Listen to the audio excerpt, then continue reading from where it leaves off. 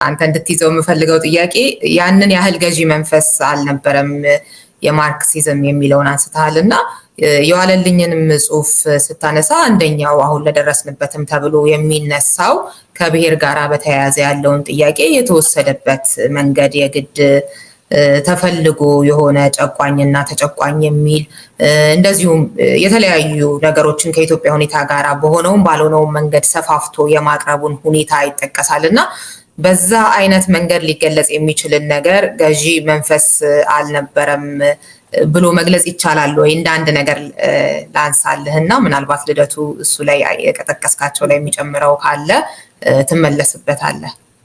እንግዲህ አንዱ ወጣት ልደቱም ይጨምርና ወደ እኔ ነው ጥያቄው አይደለ? አይ ጥያቄው ለያሬድ ነው፣ ግን አንተ ጨምርበት። እኔ ጋር ነሽ አሁን? ወይ እኔ መቼም ቅድም እንዳልኩት በጥልቅ ምርምር አካሂጃለሁ ልል አልችልም። በወቅቱም አልነበርኩም ብዬ ተናግሬያለሁ አስቀድሜ። ግን በተለይ ላለፉት 20-30 ዓመት የተጻፉት መጽሐፍቶች ደግሞ አንብቤያለሁ በብዛት ከሞላ ጎደል። እሱ ብቻ አይደለም፣ ቀድሞ የድርጅቶቹ ልሳን የነበሩት ጋዜጦች የጻፏቸውን ነገሮች ወደ ኋላ ተመልሼ ከዋለልኝ ጽሁፍ ጀምሮ ለማንበብ ሞክሬያለሁ፣ ለመገምገም ሞክሬያለሁ። እውነቱን ለመናገር አንዳንዱ ነገር ለኔ ኮመን ሴንስ ነው፣ ብዙም አከራካሪም አይደለም። በእነዛ ሁሉ ክርክሮች፣ ውይይቶች ማጣቀሻ ተደርገው የሚቀርበው የማርክሲዝም ሌኒኒዝም ርዕዮተ ዓለም በእያንዳንዱ ይሄ በጣም ፖፑላር የሆነውን የዋለልኝ ንግግር ጨምረሽ በማንኛውም ጉዳይ ከህዝባዊ መንግስት መቋቋም፣ ከመሬት ጥያቄ፣ ከብሔረሰብ እኩልነት ጋር ተያይዞ ቀርቦ የነበሩ ጥያቄዎች ሁሉ፣ ይጻፉ የነበሩ ጽሁፎች ሁሉ ማጣቀሻቸው ኢትዮጵያዊ ጽሁፍ አይደለም። ማጣቀሻቸው ማርክሲዝም ሌኒኒዝም ነው። የሌሎች ሀገሮች የቻይና፣ የቪየትናም፣ የራሻ እንደዚህ የመሳሰሉ ሀገሮች። በነገራችን ላይ የዋለልኝ ጽሁፍ ውስጥ ማርክስን አንድ ቦታም ሲጠቅሰው አላስታውስም። ኮንሴፕቶቹ ተቀምጠዋል ለማለት ነው። ኮንሴፕቶቹ ተቀምጠዋል እዛ ላይ። ዋናው ምንም ጥርጥር የለውም ዋለልኝ የማርክሲዝም ሌኒኒዝም ደጋፊ ነው የነበረው። እዛ ውስጥ የተቀመጡትን ራስን በራስ መወሰን እስከ መገንጠል የሚለው ሁሉ ተጠቅሷል።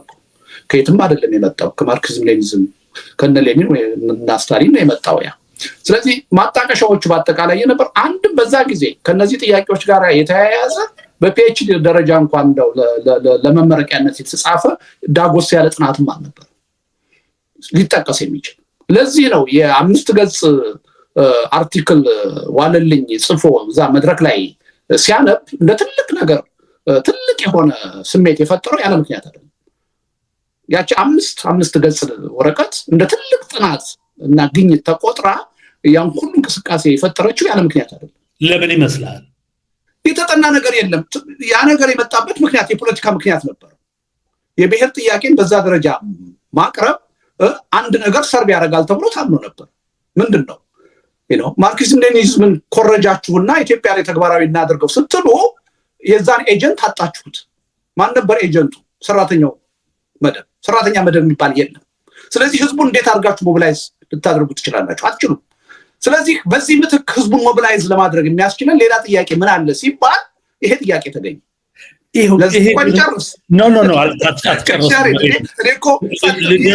አትጨርስም። ለመሰለ መንፈስህ መስተካከል አለበት። አንተ በርዕዮተ ዓለም የሚባል ነገር አምጥተህ ሁሉን ነገር እዛ ውስጥ አስገብተህ መውቀጥ ነው ያስከው። ይሄ ነገረኛ እኔ በህይወቴ ማቀውን ባይኔ ያየሁትን አይወክልም። ዝም ብለህ እኮ ቻሌንጅ ልታደርገኝ አትችልም። እኔ አሁን ቅድም ምን አልኩኝ? በዛን ጊዜ ይጻፉ የነበሩ አርቲክሎች በአጠቃላይ ይደረጉ የነበሩ ክርክሮች ማጣቀሻቸው ማርክሲዝም ሌኒኒዝም ነው አልኩ። አንተ ማድረግ ያለብህ ኖ ትክክል አይደለም፣ እነዚህ የኢትዮጵያ ጽሁፎች ነበሩ፣ ጥናቶች ነበሩ ልትለይ ትችላለህ።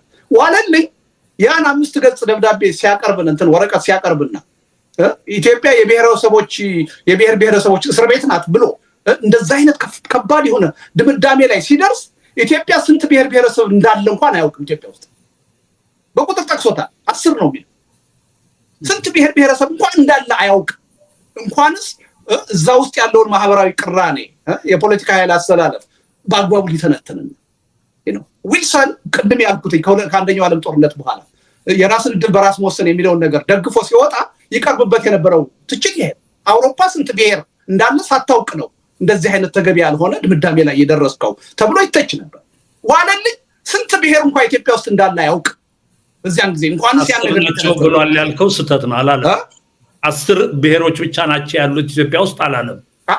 ቃል በቃል ጽፎታል። ከ10 በላይ ነው ያላቸው። ከ10 በላይ ማለት ለኔ 10 ነው ማለት 10 በላይ ካለው 10 ውስጥ ነው የሚባለው። ጋሻሪ በዚህ ደረጃ ማለት ማዋኝ ከ10 በላይ 10,000 5,000 ያላቸውን ሁሉ ብሔር ብለምትቆጥር ከሆነ ያ ችግር እኮ አይደለም። ራሱ በኢህአዴግ የብሔርን ጉዳይ በሚመለከት ጋሻሪ የብሔርን ጉዳይ በሚመለከት ለመጀመሪያ ጊዜ ጥናት ያካሄደው ደርግ ነው። የብሔረሰቦች ኢንስቲትዩትን አቋቁሞ ያኔ ኢትዮጵያ ውስጥ 85 ብሔር ብሔረሰቦች እንዳሉ ታውቋል። ዋለልኝ ከገመተው በጣም የራቀ ነው፣ የተለየ ነው።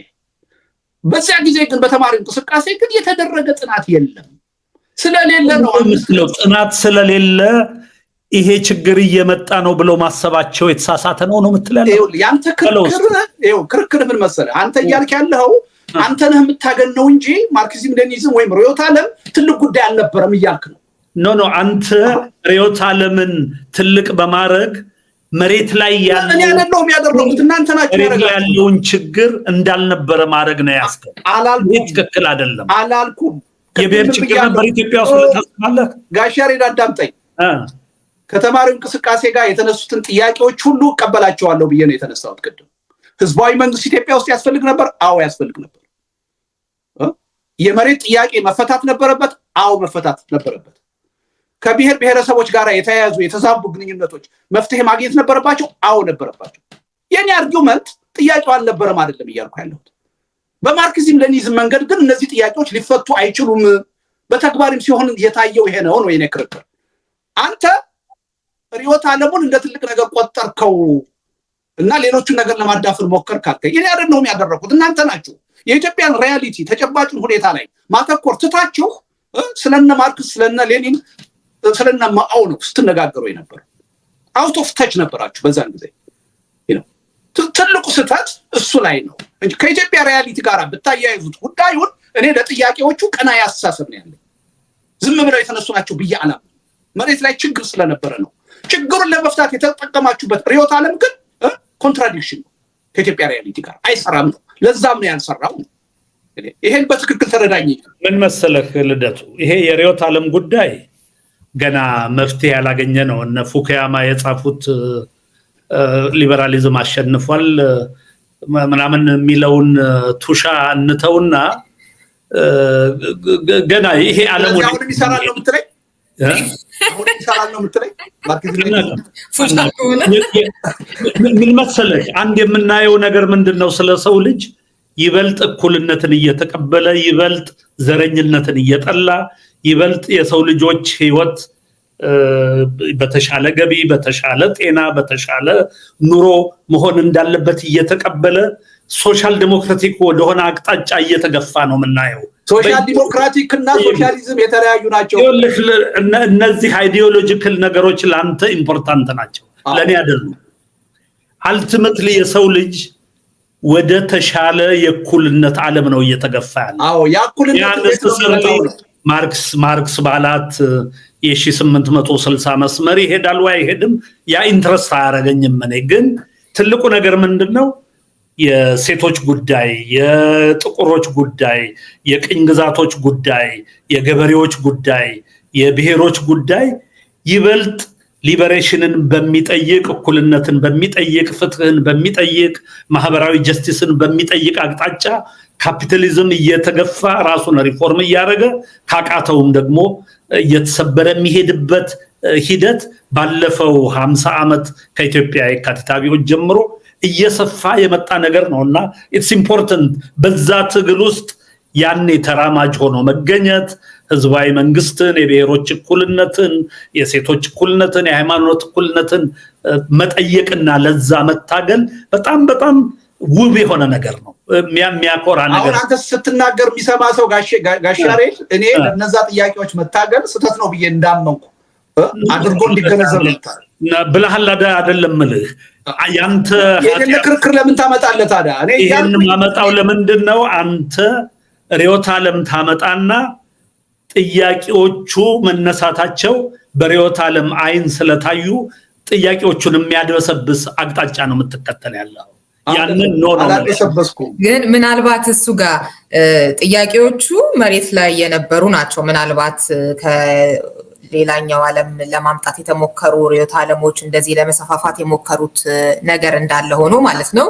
መሬት ላይ ያሉ ደግሞ ከፍተኛ የሆኑ ችግሮች ነበሩ። ግን ያው የቀረቡባቸው መንገዶች የርዕዮተ ዓለሙ ጉዳይ እንደውም ያሬድ አሁን ልደቱ ሳይሆን እናንተ ራሳችሁ ያለውን መሬት ላይ ያለውን ጥያቄ እና ይዛችሁ የተነሳችሁትን ጥያቄ እንዲታይ ያደረጋችሁት እናንተ አይደላችሁም ወይ?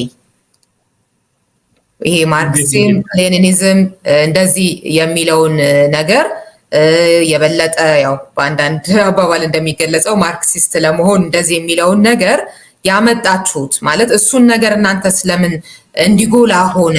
በተለያዩ ጽሁፎች፣ በተለያዩ ንግግሮች እንደዚሁም ደግሞ ከዓለም ጋር ባሉ ግንኙነቶችም ያው ዓለም አቀፋዊ ነን እንደዚህ በሚልም የመጡት ከራሱ ከዛ ትውልድ አባላት እስከሆነ ድረስ እንዲታይ ጥያቄዎቹ መሬት ላይ ያሉት ሀገራዊ የሆኑት እንዲዋጡና የሆነ አይነት የርዕዮተ ዓለም አፍቅሮት እንዲመስል ያደረገው ራሱ ትውልዱ አይደለም ወይ?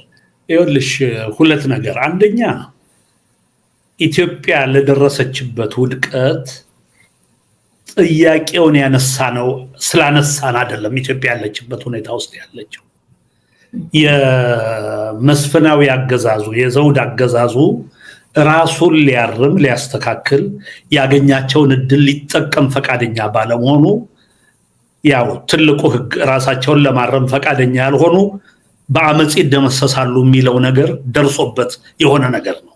አክቹአሊ የኢትዮጵያ አብዮት የተማሪዎች አብዮት የሚመስለው ብዙ ሰው አለ አይደለም። ተማሪዎች ዩኒቨርሲቲ ያለን የካቲት አብዮት በዛ ሰዓት እንደሚመጣ ለሰከንድ ግምቱም አልነበረንም። ነገሌ ያሉ ወታደሮች በመኮንኖቻቸው ላይ አመጹና አሰሩ። ከዛ በየቦታው ተቀጣጠለ። የደሞዝ ጭማሪ ጠየቁ። የከተማ በሴሉ በሰራተኞች ማህበር ኮንፌዴሬሽን ስር የነበሩ የአራት ቀን አድማ አደረጉ። እንደዚህ እያለ የሙስሊም ወገኖቻችን ለሃይማኖት እኩልነት ተሰለፉ። እንደዚህ እያለ ነው የአክሊሉ ካቢኔ የተጻፊ ትእዛዝ አክሊሉ ካቢኔ ስልጣኑን የለቀቀው እና ይሄ has nothing to do ከተማሪው ጋር። ተማሪው ምን አድርጓል? አንቅቶ ይሆናል ባነሳቸው ጥያቄዎች ለአመታት በከፈለው መስዋዕትነት በቧጋችነቱ ምናምን። ነገር ግን የካቲት ሲመጣ ህዝባዊ ማዕበል ሆኖ ነው የመጣው። የንጉሱንም አገዛዝ እንትን ያደረገው የነቀነቀው በዛ ህዝባዊ ኃይል ነው። ይሄ ሞር መታየት ያለበት ከኢትዮጵያ ህዝብ ባህሪ ጋር ነው። ያ ደግሞ ለትናንትን ለማየት ብቻ ሳይሆን ለዛሬም ለነገ የሚጠቅመን ነው። የኢትዮጵያ ህዝብ በባህሪው እኔ እንደተረዳሁት ባለፉት 50 ዓመቶች በመከታተለው ነገር ማየው ነገር ምንድነው? ጭቆናን የመሸከም የደነደነ ጫንቃ ያለው ህዝብ ነው። በጣም ይችላል። ጭቆናን መራብ ይችላል። በአንድ ምግብ መኖር ይችላል። በቀን አንዴ ተመግቦ እና እንዲህ አይነት ህዝብ ምንድነው ለልደቱ አይነት የዲሞክራሲ የሰላም ታጋይ አይመችም በፍጹም። ምክንያቱም ብቻሽን ትታገያለሽ። እስር ቤት እንኳን ምግብ የሚያቀርብልሽ ሰው የለም። ትሰደቢያለሽ።